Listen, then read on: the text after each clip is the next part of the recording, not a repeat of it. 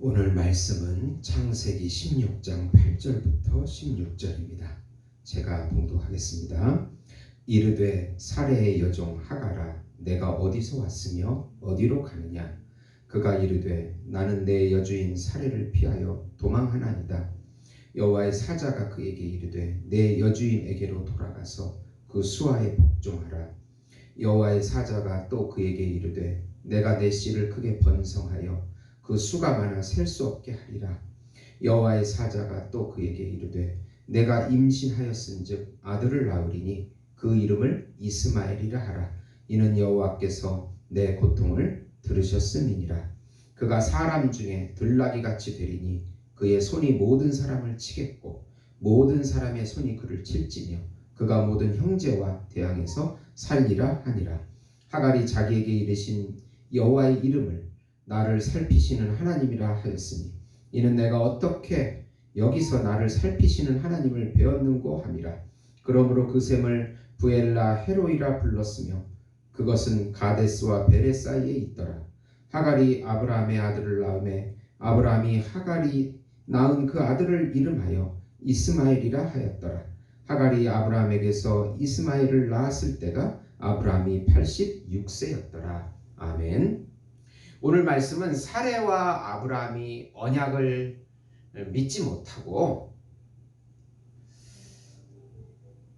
첩의 자식을 얻어서 불행의 씨앗이 되는 내용입니다. 사랑하는 성도 여러분, 복음은 기쁜 소식입니다. 왜 복음이 우리에게 기쁜 소식이 됩니까?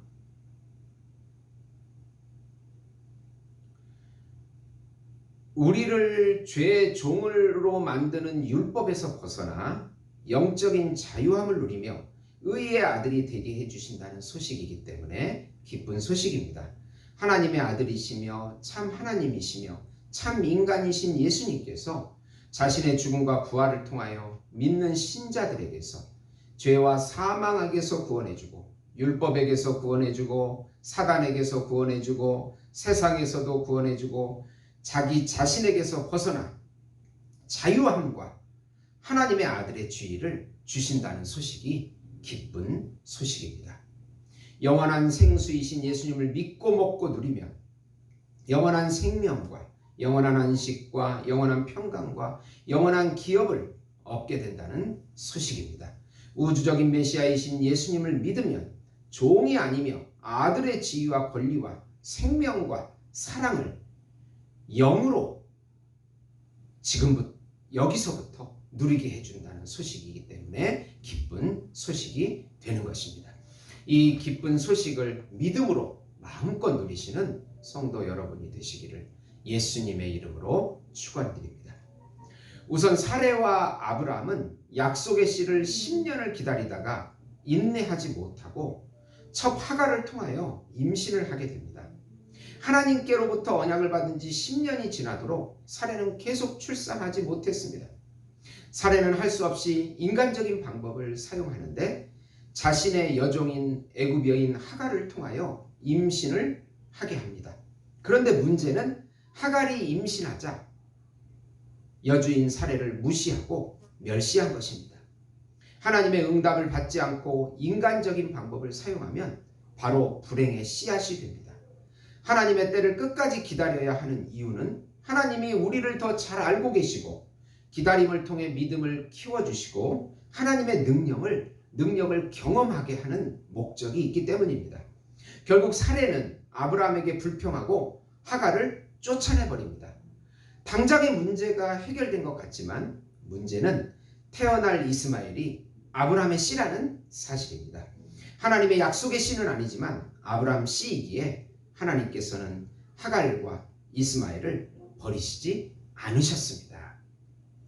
그래서 신약에서는 이 이스마엘과 약속의 씨인 이삭을 비교해서 말씀하는데요. 하갈은 종이지요. 이스마엘은 종의 아들이며 또 아브라함의 아들입니다. 이삭은 약속의 아들입니다. 사레와 아브라함의 약속의 아들입니다. 이스마엘은 이 하갈과 이스마엘은 율법을 의미합니다. 그러나 사레와 이삭은 복음을 의미합니다. 하갈과 이스마엘은 신의 산을 상징하고 사레와 이삭은 예루살렘을, 성전이 있는 예루살렘을 상징한다고 볼 수 있습니다. 하갈과 이스마엘은 율법의 종이 되지만 사레와 이삭은 복음의 자녀가 됩니다. 율법의 종이 되어 죄와 사망에 이르지만 예수 복음의 자녀가 되면 의와 생명을 얻게 됩니다. 율법은 인간의 행위를 의지해서 구원을 받지 못하고 율법이 해방을 주지 못하지만 약속의 씨인 이삭과 예수님의 복음은 영생을 얻게 해주고 하나님의 아들이 우리를 해방시켜주는 것입니다. 그런 비유로 이 말씀이 사용됩니다. 두 번째로 광야에 쫓겨난 하갈을 하나님께서 만나주시고 주인 사레의 수하에 순종하라 하시고 내 씨를 번성하게 해주시겠다는 약속을 해주십니다. 임신한 상태에서 광야로 쫓겨난 하갈은 광야 술길 샘 옆에서 여호와의 사자를 만나게 됩니다.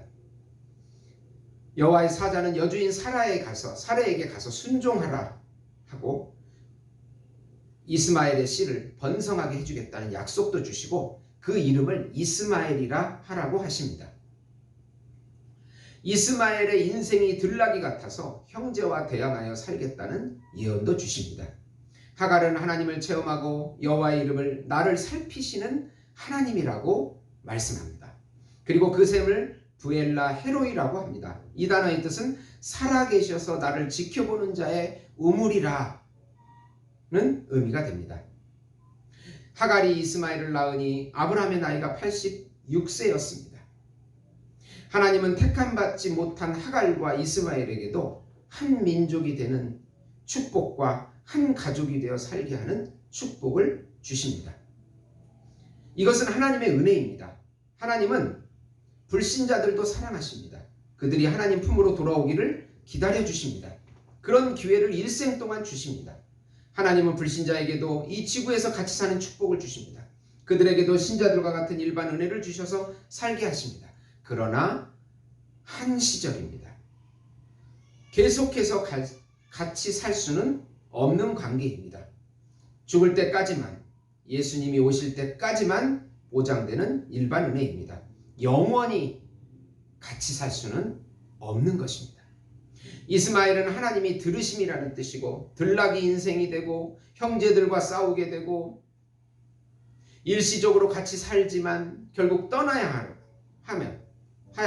하며 또 번성의 축복도 받습니다. 그러나 불신자들은 율법과 양심의 종이 되어서 살기 때문에 복음을 믿지도 않고 깨닫지도 못하는 자들인 것입니다. 그러나 이삭은 약속의 자녀요 아들의 지위를 누리고 하나님과 영원히 같이 사는 아들입니다. 복음을 믿는 신자들은 율법과 양심에서 해방되어 구원과 영생을 누리는 하나님의 자녀들이 되는 것입니다. 갈라디아 4장 22절 26절에 내게 말하라 율법 아래에 있고자 하는 자들아 율법을 듣지 못하였느냐 기록된 바 아브라함에게 두 아들이 있으니 하나는 여종에게서 하나는 자유 있는 여자에게서 났다 하였으니 여종에게서는 육체를 따라 났고 자유 있는 여자에게서는 약속으로 말미암았느니라. 이것은 비유니 이 여자들은 두 언약이라. 하나는 신의 산으로부터 종을 낳은 자니 곧 하갈이라. 이 하갈은 아라비아에 있는 신의 산으로 지금 있는 예루살렘과 같은 곳이니 그가 그 자녀들과 더불어 종 노릇하고 오직 위에 있는 예루살렘은 자유자니 우리 어머니라. 이렇게 비유로 갈라디아에서 사도 바울이 말씀하고 있는 것입니다. 사랑하는 성도 여러분, 우리는 약속의 씨의 후손입니다. 예수님을 믿는 하나님의 자녀들이요 하나님 예수님을 누리는 하나님의 백성입니다. 이것이 우리의 정체성이고 우리는 예배를 드림으로 예수님이 우리 왕이심을 고백하고 예수의 이름을 전함으로 예수님의 하나님께서 주시는 사명을 감당하는 자들입니다. 이 사명을 매 순간마다 의식하면서 또 감당해낼 때 하나님께서 주시는 모든 은혜와 축복을 누리시는 우리 예수목장교회 성도 여러분이 되시기를 예수님의 이름으로 축원드립니다. 기도하시겠습니다. 하나님 감사합니다. 예수님으로 우리가 약속의 자녀들이 되었습니다. 율법과 양심에서 해방이 되어 영생과 구원을 누리는 하나님의 백성이 되었습니다. 매 순간마다 사단을 이기고 또 사단이 주는 모든 유혹을 이겨내서 하나님이 주시는 사명 감당하는 저희들이 될 수 있도록 축복해 주시옵소서. 예수님의 이름으로 기도드리옵나이다. 아멘.